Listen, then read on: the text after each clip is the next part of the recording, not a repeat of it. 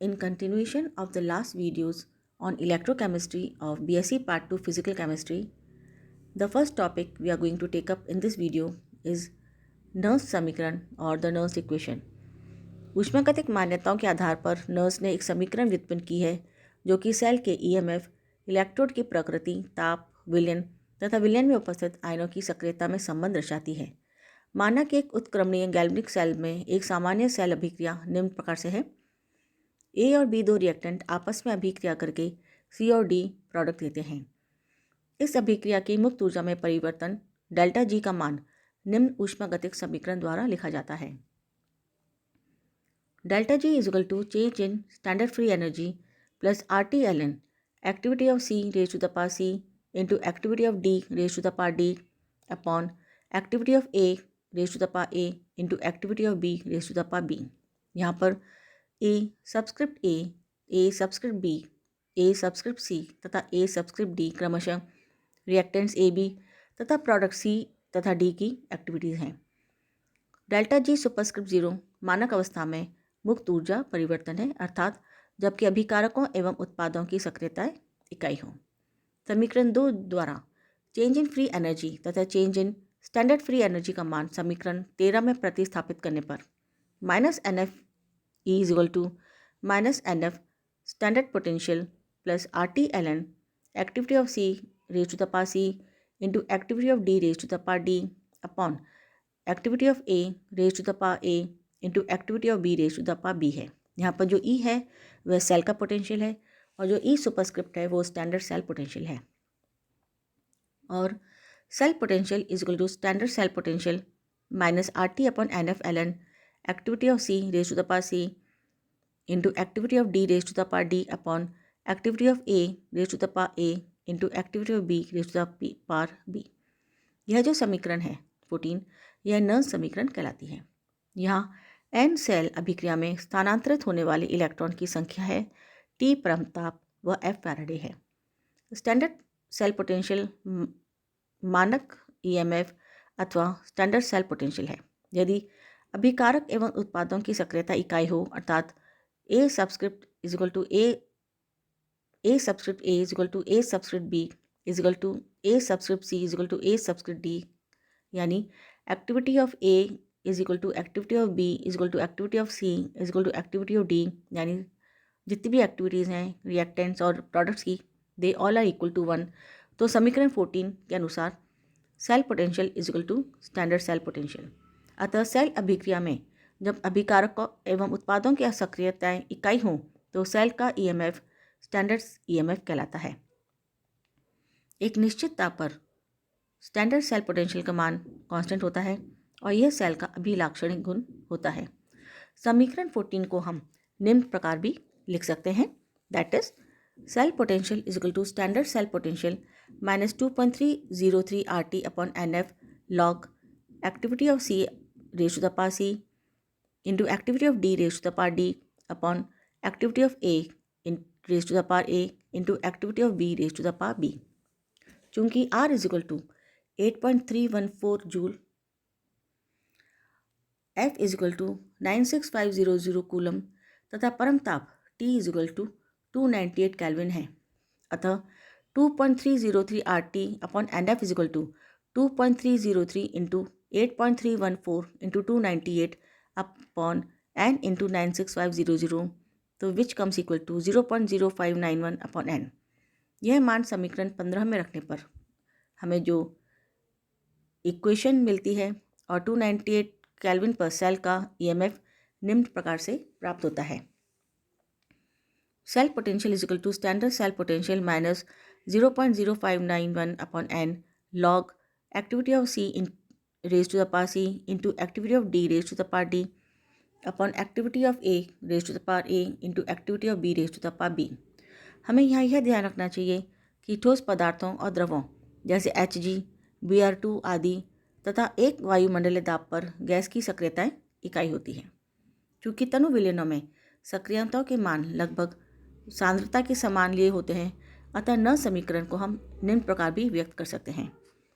Cell potential is equal to standard cell potential minus 0.0591 upon N log concentration of C raised to the power C into concentration of D raised to the power D upon concentration of A raised to the power A into concentration of B raised to the power B। अब हमें एक उदाहरण से समझते हैं। निम्नलिखित cell 298 kelvin पर EMF बल की गणना कीजिए। जो सेल है वो है जिंक इलेक्ट्रोड्स और सिल्वर इलेक्ट्रोड्स के दरमियान। तो इसमें एनोड जिंक इलेक्ट्रोड है और कैथोड सिल्वर इलेक्ट्रोड है। 298 केल्विन पर इस सेल का स्टैंडर्ड ईएमएफ है 1.56 वोल्ट। इस सेल की इलेक्ट्रोड व सेल अभिक्रियाएं निम्न प्रकार हैं। जिंक 2 इलेक्ट्रॉन्स लूज करके Zn2+ में परिवर्तित होता है और 2 सिल्वर आयंस 2 इलेक्ट्रॉन ग्रहण करके 2 सिल्वर मेटल एटम में परिवर्तित होते हैं। तो अगर हम सेल क्रिया देखें तो ये है कि एक जिंक एटम 2 सिल्वर आयन से अभिक्रिया करके एक जिंक 2+ आयन देता है और 2 सिल्वर मेटल एटम देता है। यानी यहाँ पर जो n है वह 2 है, क्योंकि 2 इलेक्ट्रॉन्स का स्थानांतरण हो रहा है। तो नौ समीकरण के अनुसार cell potential is equal to standard cell potential minus 0.0591 upon n log activity of zinc 2+ into activity of silver metal raised to the power square upon activity of zinc metal into activity of silver ion raised to the power square. N is equal to 2. A activity of the zinc is equal to the activity of silver, that is 1, and activity of zinc 2+ ion is equal to 0.01. So activity of silver plus is equal to 1.0 तथा standard electrode potential is equal to 1.56 volt. अतः E is equal to 1 minus 56 minus 0.0591 upon 2 log of 0.01 upon 1.0 raise to the power square और E is equal to 1.56 plus 0.0591 which comes equal to 1.6191 volt. अतः इस cell का जो cell potential आता है, यानी zinc और सिल्वर की सेल का जो सेल पोटेंशियल आता है वो है 1.6191 वोल्ट।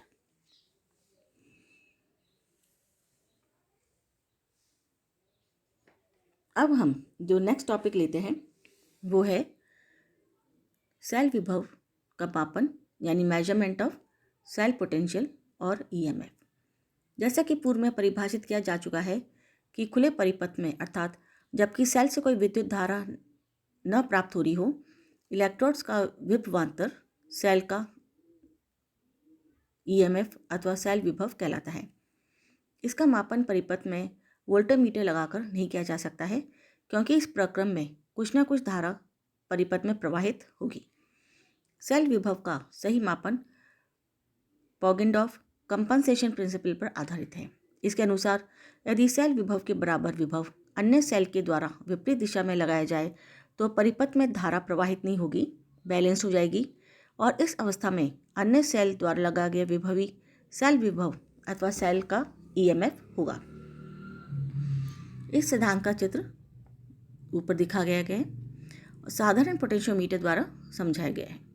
ए बी एक समान अनुप्रस्थ काट तथा उच्च प्रतिरोध का तार है, जो कि पोटेंशियोमीटर स्लाइडिंग वायर कहलाता है। स्थिर ईएमएफ को एक संचायक सेल सी, जिसका ईएमएफ मापे जाने वाले सेल के ईएमएफ से अधिक हो, ए तथा बी सिरों से जोड़ दिया जाता है। अज्ञात ईएमएफ की सेल एक्स का एक टर्मिनल ए से इस प्रकार जोड़ा जाता है कि इसका ईएमएफ सी के ईएमएफ का विरोध करें। सेल एक्स का दूसरा टर्मिनल एक गैल्वेमीटर जी द्वारा सर्पी संपर्क जेड से जोड़ा जाता है।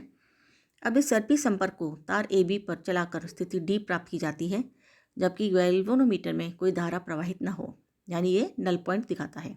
यह तभी संभव है जबकि सेल एक्स का ईएमएफ संचयक सेल सी के तार की लंबाई ए डी में विभव के पतन को संतुलित कर दे, यानी फॉल ऑफ द पोटेंशियल। अतः सेल एक्स का विभव ई एक्स ताप की लंबाई ए डी के समानुपाती होगा। अब इस परिपथ में अज्ञात सेल एक्स के स्थान पर एक मानक सेल लगा दिया जाता है।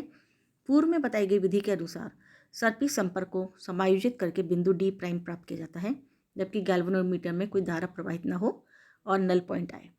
इस अवस्था में मानक सेल विभव ई एस तार की लंबाई ए डी प्राइम के समानुपाती होगी। अगर हम इन सारी डेटा को कंपाइल करें तो हम देखते हैं e x is directly proportional to a से डी तक विभव का पतन इज़ डायरेक्टली प्रोपोर्शनल टू लंबाई ए डी, यानी ए से डी तक जो फॉल ऑफ विभव आता है, फॉल ऑफ पोटेंशियल, वो एक्स के पोटेंशियल के बराबर होता है और जो बराबर होता है लंबाई ए डी के। इसी प्रकार स्टैंडर्ड सेल का पोटेंशियल बराबर होता है fall of potential across A to D prime और जो कि बराबर होता है लंबाई ए डी प्राइम के। अतः ई एक्स यानी potential of x cell upon potential of standard cell is equal to a d upon a d prime, और potential of x cell comes to be a d length upon a d prime length into potential of s cell that is standard cell. तो हम देखते हैं कि A D तथा ए d prime को सरलता से पोटेंशियोमीटर स्केल पर मापा जा सकता है और मानक सेल विभव ज्ञात हो तो ई एक्स यानी अज्ञात सेल की पोटेंशियल की गणना की जा सकती है। अब हमारा नेक्स्ट टॉपिक है वेस्टर्न मानक सेल और वेस्टर्न स्टैंडर्ड सेल। उपरोक्त विधि से यह स्पष्ट है कि किसी सेल का विभव की ईएमएफ मापने में मानक सेल विभव की महत्वपूर्ण भूमिका है, अतः इसका मान स्थिर रहना आवश्यक है।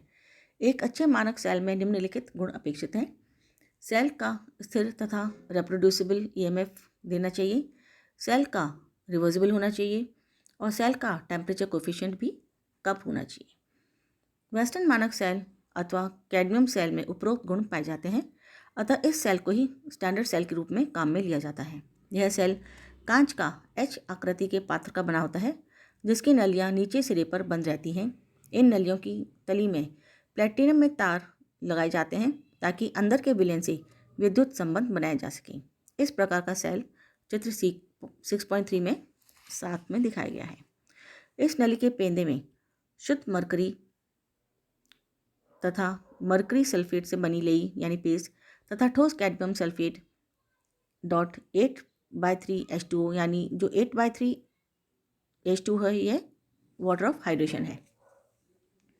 यह नली एनोड का कार्य करती है। दूसरी नली के पेंदे में क्रमशः कैडमियम अमलगम यानी 12.5% कैडमियम मरकरी ठोस कैडमियम सल्फेट 8/3 H2O, 8/3 H2O भी वाटर ऑफ हाइड्रेशन है।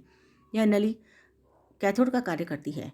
दोनों नलियों का जो शेष भाग होता है वह संयोजी नली को कैडमियम सल्फेट के सैचुरेटेड सॉल्यूशन से भर देते हैं। ताप के साथ साथ विलयन के प्रसार के लिए कुछ स्थान टॉप पर रिक्त छोड़ दिया जाता है तथा ऊपरी सिरे सील कर दिए जाते हैं। यह सेल जब कार्य करता है तो इसकी स्वतः अभिक्रिया निम्न प्रकार होती है। एनोड पे अगर हम इसकी अभिक्रिया देखें तो एनोड पर कैडमियम मेटल एटम 2 इलेक्ट्रॉन्स त्याग कर कैडमियम 2+ आयन में बदल जाता है और कैथोड पर Ag2SO4 सॉलिड 2 इलेक्ट्रॉन्स ग्रहण करके ट्वाइस Ag लिक्विड और सल्फेट 2- आयन देता है। अगर हम संपूर्ण अभिक्रिया देखें यानी सेल रिएक्शन देखें तो सेल रिएक्शन है cadmium solid metal plus Ag2SO4 gives cadmium 2+ ion plus SO4 2- ion plus Hg। अतः सेल को निम्न प्रकार लिख सकते हैं 12.5% cadmium mercury in contact with 3 cadmium sulfate 8 H2O in contact with saturated solution in contact with Ag2SO4 solid mercury। अब हम देखते हैं कि इस सेल का मानक यानी इस सेल का जो ईएमएफ है वो 273 केल्विन पर 1.01823 वोल्ट तथा 298 केल्विन पर 1.01807 वोल्ट होता है तथा ताप गुणांक यानी टेम्परेचर कोफिशिएंट -0.005 वोल्ट पर केल्विन होता है, यानी जो टेम्परेचर कोफिशिएंट है वो -0.0005 वोल्ट पर केल्विन है। अब हम आते हैं सेल की ताप निर्भरता पर यानी the temperature dependence of cell potential. समीकरण 8 में डेल्टा एस तथा ताप गुणांक में संबंध प्रदर्शित करती है। तो delta S is equal to NF del E upon del TP, यह इक्वेशन हम लास्ट वीडियो में डिराइव कर चुके हैं। और delta E upon delta T at constant pressure is equal to delta S upon NF। NF को हम डेल्टा एस के नीचे राइट हैंड साइड से लेफ्ट हैंड साइड में ले आते हैं तो इक्वेशन का यह रूप हो जाता है del E upon del T constant pressure is equal to del S upon delta S upon NF। जब हम स्थिर दाब की बाध्यता हटाते हैं तो जो हमें समीकरण प्राप्त होती है वो है DE is equal to delta S upon NF dt। माना कि T1 तथा T2 ताप पर क्रमशः ET1 तथा ET2 सेल के EMF है। समीकरण 19 का उपरोक्त सीमाओं में समाकलन करने पर हम देखते हैं जो इक्वेशन प्राप्त होती है integrating between the limits T1 to T2 DE is equal to delta S upon NF integrating within the limits T1 to T2 dt। चूंकि डेल्टा एस का मान ताप पर निर्भर नहीं करता अतः डेल्टा एस को कांस्टेंट माना जाता है।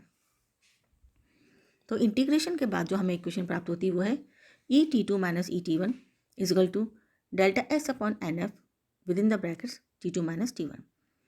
ET2 is equal to ET1, जो ET2 है वो टेम्परेचर T2 पर सेल पोटेंशियल है और जो T1 है वो टेम्परेचर T1 पर सेल पोटेंशियल है। तो ET2 minus ET1 plus delta S ET2 is equal to ET1 plus delta S upon NF within the brackets T2 minus T1। समीकरण 20 ताप पर सेल विभव की निर्भरता प्रदर्शित करती है। यदि किसी ताप T1 पर सेल विभव ET1 ज्ञात हो तो अन्य ताप T2 पर सेल विभव ET2 ज्ञात किया जा सकता है। सामान्य सेल विभव 25 डिग्री सेंटीग्रेड पर मापा जाता है। यदि किसी ताप T पर सेल विभव ज्ञात करना हो तो समीकरण 20 को इस प्रकार भी लिखा जा सकता है ET is equal to E 25 degree centigrade that is 25 degree centigrade पर cell potential plus delta S upon NF within the brackets T minus 25 degree centigrade. That's all for today. Thank you.